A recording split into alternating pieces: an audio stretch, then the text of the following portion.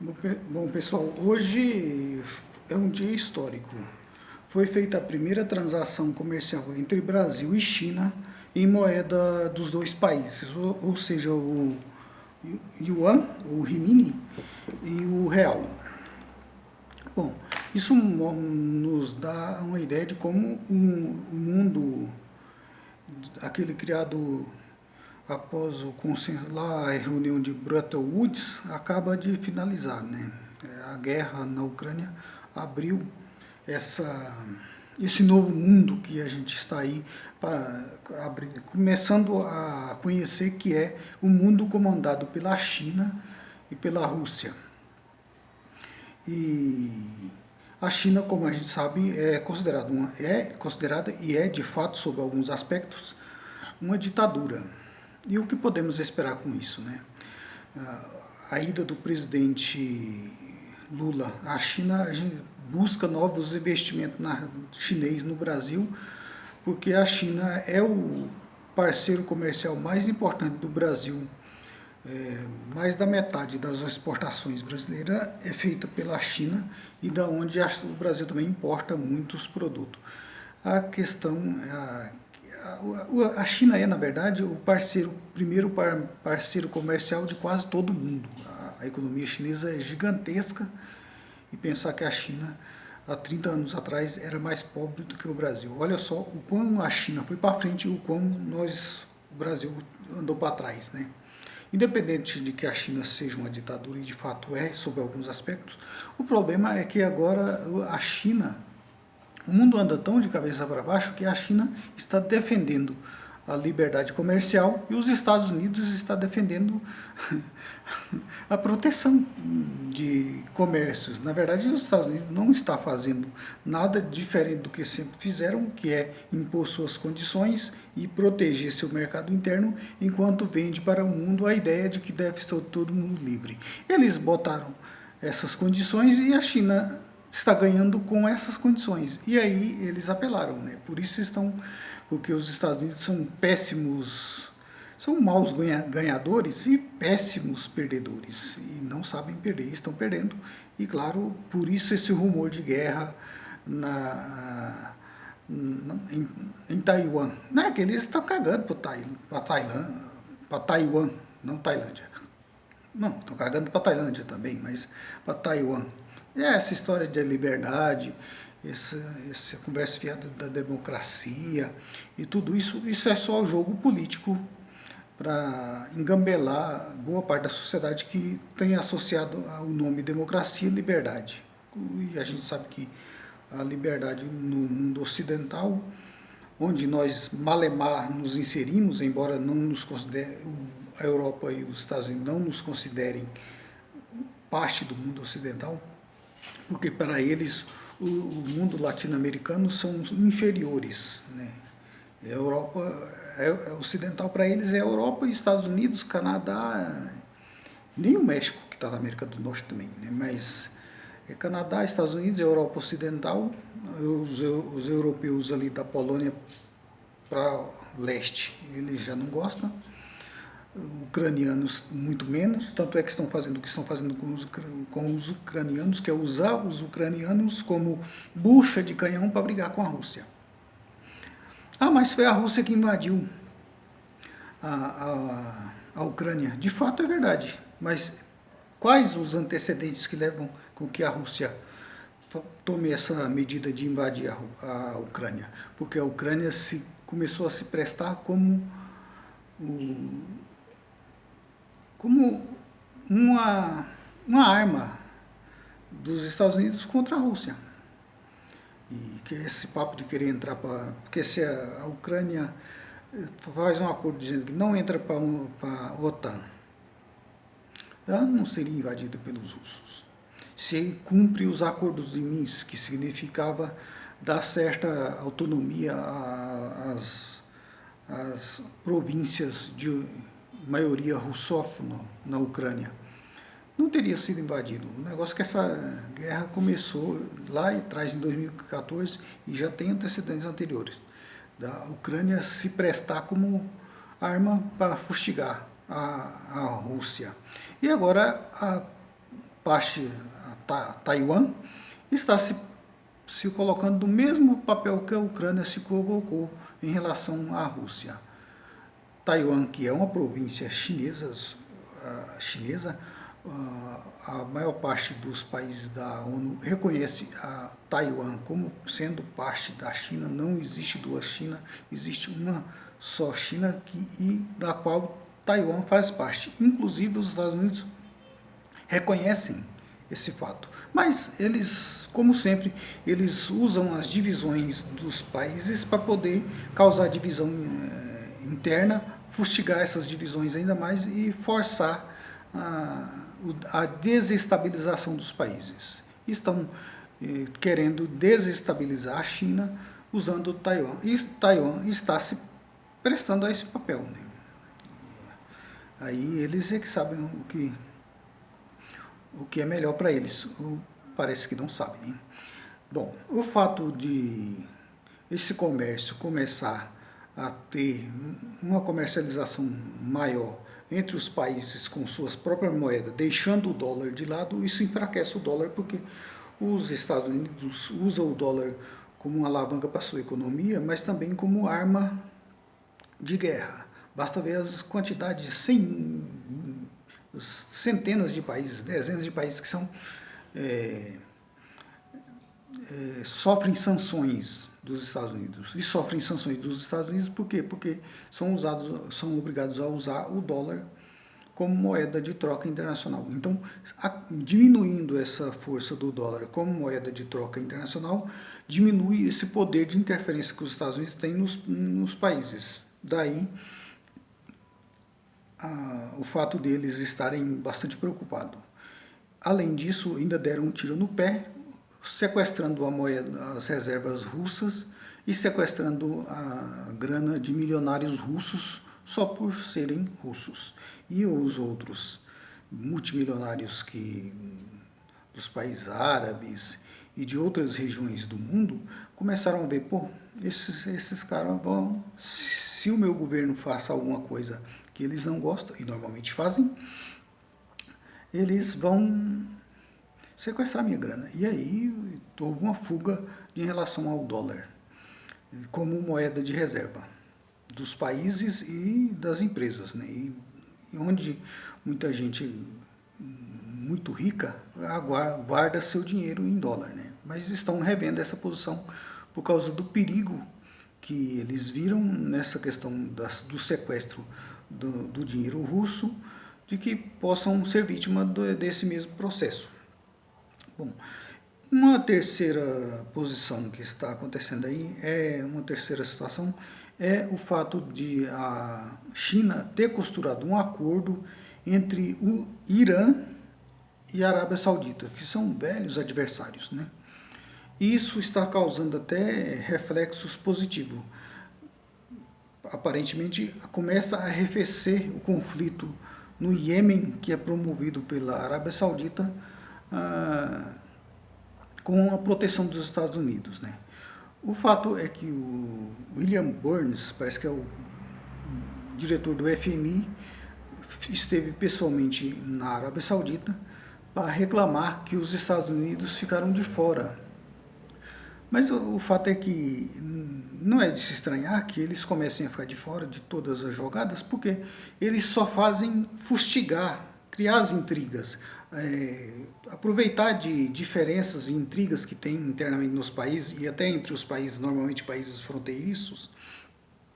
Eles costumam a criar desentendimento, a apostar na divisão. Tem até vários livros que falam isso, do Império do Caos. Tem até um livro, parece que é do Pepe Escobar, com esse título, né? O Império do Caos, que eles só sabem ter o seu poder jogando ali com o caos, jogando com a confusão interna nos países, porque em todas as partes do mundo, se você dá uma volta num quarteirão aqui no Brasil, qualquer cidade do Brasil, ou qualquer cidade do Canadá, ou qualquer cidade da Argentina, ou qualquer cidade do mundo, você vai encontrar gente insatisfeita.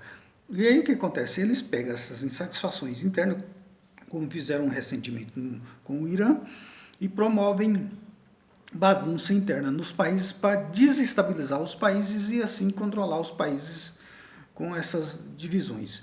E é interessante ver como o mundo está mudando rapidamente, muito rápido. Está acontecendo mudanças assim vertiginosas, rápidas. Isso não quer dizer que os Estados Unidos vai deixar rapidamente de ser um país importante. Vai continuar sendo uma nação muito importante, isso se eles não provocarem a hecatombe nuclear, e vai continuar sendo um país muito importante no mundo, porque é um país imenso, muito grande, com muitas riquezas. Bom, então os Estados Unidos é um país muito rico, vai continuar sendo muito rico ainda por muito tempo, vai continuar sendo um país influente ainda por muitos anos, mas não vai deixar de ser esse país hegemônico em que eles estiveram nos últimos 30 anos, onde com a queda da ex-União Soviética eles começaram a comandar o mundo sozinhos, né? E isso estão contando agora com a concorrência de China e Estados Unidos e Rússia, né? Então eles vão deixar de ser essa nação hegemônica, que o mundo sempre estava predisposto a obedecê-lo pela força militar que eles tinham, pela influência, sobretudo a influência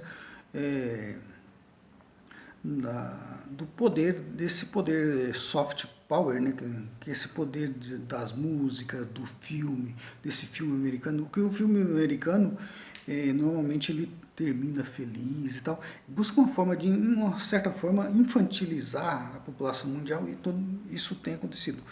Basta ver quão infantilizada está boa parte da população, não só no Brasil, mas no mundo inteiro, na Europa inteira. Então, e com esse discurso da democracia versus a autocracia, que a China é uma autocracia e que a Rússia é também uma autocracia, embora não deixe de ser verdade. O problema é que a democracia ocidental só virou um discurso, já não existe de fato. Porque as pessoas só podem ir lá votar a cada 4, a cada 5, a cada 6 anos e votar em alguém que vai continuar tendo a mesma posição. Por quê? Porque o poder fático já não está com os políticos. E no caso aqui do Brasil, aqui, o Lula fez um governo um pouco diferente e por isso padeceu o que padeceu. Não, o Lula sofreu as consequências de prisão, de condenação até sem provas, de perseguição judicial. A China, ai meu Deus, o nome da ex-presidente, a Dilma foi derrubada por, por, por fazer um governo um pouco diferente. O PT foi apeado do poder e foi perseguido, não pelos seus erros, que aliás foram muitos também, mas pelos seus acertos. Essa que é a realidade. Estamos vendo isso agora. Mas agora o Lula volta numa outra situação do mundo muito mais fragmentário, com muito mais possibilidade, muito mais com um caminho muito mais escorregadio, né? E volta muito mais fraco, não pelos defeitos do Lula, ou pelas qualidades do Lula, mas pelos defeitos do povo, que acabou elegendo um Congresso que é pífio, um Congresso, o pior Congresso Nacional que a gente já teve desde que existe o Brasil. Um Congresso infantilizado, uma extrema-direita que não tem nenhum projeto, a não ser gravar vídeos de 15 minutos para ficar lacrando aí nas redes sociais. Então, nós temos o pior Congresso Nacional de todos os tempos. E numa situação em que o mundo está mudando muito, e se o novo governo, se o governo Lula souber inserir o Brasil nesse contexto, e aparentemente está no caminho bom, o Brasil pode ter uma situação de virtude aí nos próximos anos. Isso se não vir outro nas próximas eleições e ganhar um outro estilo do Bolsonaro, que não tem nenhum compromisso com o Brasil, apesar da papagaiação das bandeiras, apesar de vestir verde e amarelo, tudo isso e todo esse papo de patriota. Bolsonaro não tem absolutamente nada de patriota. Tanto é que o seu governo, o país andou para trás e ele, por incompetência dele, porque nunca trabalhou na vida, e também porque a ideologia dele é entregar o Brasil para os Estados Unidos. Olha só, na mão de quem estávamos.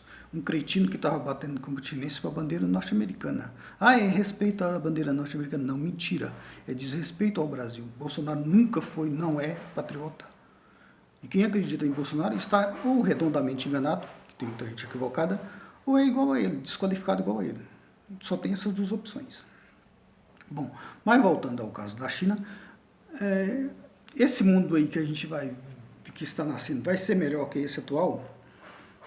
É difícil dizer. Aparentemente sim, porque a China está ganhando a confiança de todos os países da África, por exemplo. Por quê? Porque chegam lá com investimento, investe em infraestrutura, atendendo aos interesses chineses, é claro. Mas e os Estados Unidos e a Europa que ia lá? Que a Europa, embora seja vassala dos Estados Unidos, na prática, era linha auxiliar do imperialismo norte-americano, que chegava lá e barbarizava com os países. A África inteiramente retalhada pela Europa. E só destruíram, causaram divisão interna nos países, brigas, conflitos.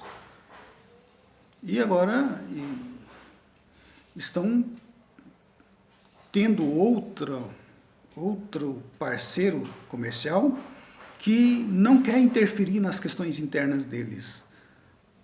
Porque a China não quer vender democracia, muito menos o seu modelo de democracia. Porque eles, internamente, a China e os chineses consideram que eles são uma democracia, que eles têm liberdade. Até porque o conceito de liberdade oscila muito de pessoa e de país para país. Porque o que é liberdade para um chinês de Xangai não é a mesma coisa do que um parisino de Paris ou um nova-iorquino de Nova York. São conceitos diferentes de liberdade. Os chineses até acham uma barbaridade esse negócio de estar trocando de líder a cada 4, 5, 6 anos. É um ponto de vista. E não lhes tem ido mal, porque há 30 anos a China era uma economia menor que o Brasil, e hoje a China está brigando com 16 vezes a economia brasileira. E está brigando pela liderança mundial junto com os Estados Unidos. E onde nós estamos? Discutindo se a Terra é plana. Se bem que essa coisa está nos Estados Unidos também. Uma idiotia impressionante, porque basta um olhar no horizonte e você vê que a Terra é redonda, mas o pessoal encasqueta que a Terra é plana. Onde eu estou pisando é plano. E, sim, isso é só um exemplo da estupidez, da ignorância que a gente tem. Bom, pessoal, é isso. A barulheira que não deixa eu gravar, por mais que na hora que eu vou falar alguma coisa, vem alguém fazer um barulho por aqui. Bom, podemos esperar um mundo melhor? Eu espero que sim. De cara, vamos ter um grande líder mundial aí, China e Rússia, que não vai querer ficar se metendo nas questões internas dos países, que é o que os Estados Unidos sempre faz e continua fazendo. Agora, cada vez com menos força, porque eles estão em queda. Estamos vendo o Império Norte-Americano ruir. Agora, o que vai surgir desse mundo novo aí, eu espero que sejam coisas melhores, mas é bom estar atento, porque ser humano é sempre ser humano, né? E os chineses não são diferentes. Embora os chineses é uma civilização de mais de 5.000 anos. Estados Unidos era mato e a China já era uma civilização avançada. Tem mais de 2.000 anos que tem concurso. Acho que é isso mesmo, mais de 2.000 anos, ou mais de 1.000 anos que tem concurso público na China. Isso é uma prova de que são bastante civilizados. Poderá não ser uma democracia tal como a conhecemos no Ocidente, mas são bastante civilizados. O que, aliás, é interessante também, porque no Brasil existe uma ideologia de demonizar o Estado. E a China não tem esses pluridos. O chinês, parece que eles criaram um modelo de economia que, embora possa não ser o mais virtuoso do mundo, mas promove a inclusão social. As pessoas, o Estado tira milhões de pessoas da pobreza. Eu vi um documentário numa televisão russa, onde eles mostram que sobre a China, né, mostra que o governo chinês vai nas regiões, nas aldeias mais pobres do país e vê o que aquela população sabe fazer e financia pequenos negócios daquela população. Uma coisa nova que eu estou ouvindo falar aí que o governo Lula vai ter é que o BNDES vai financiar pequenas e médias empresas. Isso é uma ótima ideia, porque não é todo mundo que tem capacidade para ser empresário, mas não é todos que têm essa capacidade, esse talento, porque se trata de um talento também, o empreender é um talento, como é um talento de jogar bola, como de cantar e como todos os outros. Então, se o governo começar a financiar pequenos negócios a juros baratíssimos, poderemos ter uma grande explosão da economia brasileira. Além disso, o governo Lula, que está lá na China nesse momento, está buscando investimentos para o Brasil, mas um investimento duradouro, não esse investimento que vem aqui especular quando o dólar sobe ou cai, sobe ou desce. É um investimento de longo prazo, porque o capital chinês busca o capitalismo chinês, que na verdade é uma mistura, né? Eu acho que a China criou um modelo que é a mistura o melhor dos dois sistemas, porque não faz sentido nenhum Estado ter uma fábrica de sofá, mas faz todo o sentido do mundo o Estado controlar as finanças, controlar o setor de energia, controlar o setor de águas e tudo isso. Mas no Brasil existe a demonização de tudo que é público. Aliás, você vê até funcionários públicos atacando o Estado, que seria como se os funcionários da Coca-Cola atacassem a Coca-Cola. Não tem sentido. Mas, para quem acredita que a Terra é plana,